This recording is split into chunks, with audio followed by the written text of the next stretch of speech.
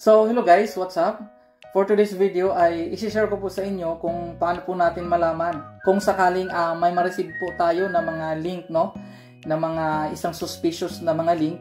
Dahil isa po itong pinakamalaking problema, no, sa mga malalaking content creator o kahit man sa mga emerging content creator. Ito po yung laging ma-receive, no? Dahil may mga masasamang loob na gustong nakawin yung mga account natin, kaya pinapadalhan tayo ng mga phishing link dahil gusto po nilang nakawin, no, or i-hack yung mga account natin. Sa video na ito guys ay pwede po natin ma-avoid o pwede po natin ma-secure ang account natin sa gawin natin ngayon. So wag po kayong bibitiw hanggang dulo, i-share ko po sa inyo step by step.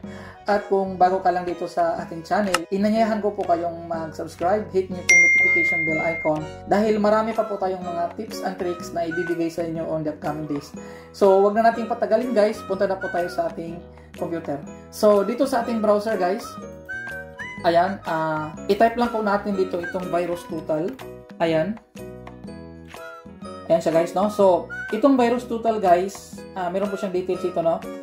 Created by Spanish, no, security company. Launched in 2004. It was acquired by Google in September 2012. Okay? So, the company ownership switched to January 2018.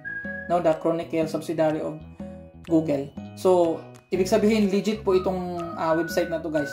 So, itong virus total guys, i-open lang po natin to. Ayan. So, meron ditong nakalagay file, URL, at saka search, no? So, dito lang po tayo mag-focus sa URL guys, kasi ito po yung pinaka-pro, no, na lagi nating ma-encounter o marinig sa ibang mga content creator. So, example guys, no, itong URL na to, dito sa inyong email, meron po kayong na-receive dito guys, no, ng mga kahina-hinalang mga link, no?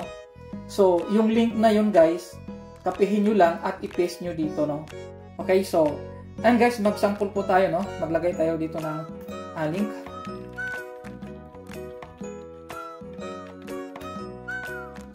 Ayan. So, as you can see guys, yung link na nilagay natin, ano po siya, no? Naka-green. So, no security vendors flag in this URL as malicious, no? So, safe na safe po ito guys. Okay? As you can see, 0 po siya, no? Naka-green po siya. And then sa baba guys, meron pong mga check dyan. Saka nakakulay green. So, yan, mga clean po ito guys, no? Website, wala po tayong ipag-alala nito guys. Okay? So, ngayon guys, ito naman. So, ito yung link na na-receive ko guys, no?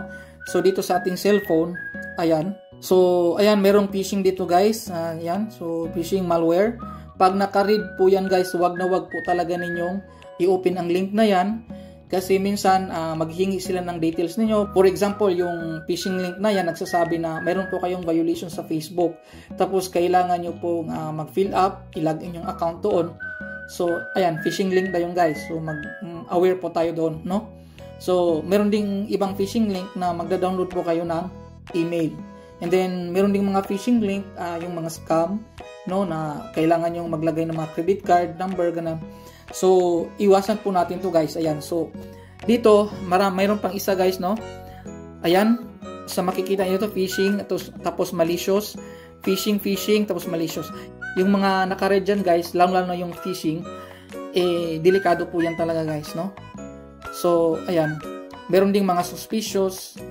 So, itong isa dito guys, meron siyang malware, no? Ito. So, ayan, delikado po talaga yan guys. So, yan guys, beware lang po tayo dahil from time to time, gumagawa talaga sila ng mga diskarte para ma-hack yung account natin. So, yan lang muna guys. Hopefully, nakatulong po itong video na ito sa inyo. And share nyo po ang video na to. Baka mayroon po kayong mga kakilala, no, mga kaibigan, lalong-lalo na yung mga malalaking content creator, no. So, baka makatulong ang video na to. At huwag natin kalimutang mag-subscribe, hit niyo po notification bell icon dahil marami pa po tayong mga tricks and tips na ibibigay sa inyo on the upcoming days. So, maraming salamat guys and God bless. See you next.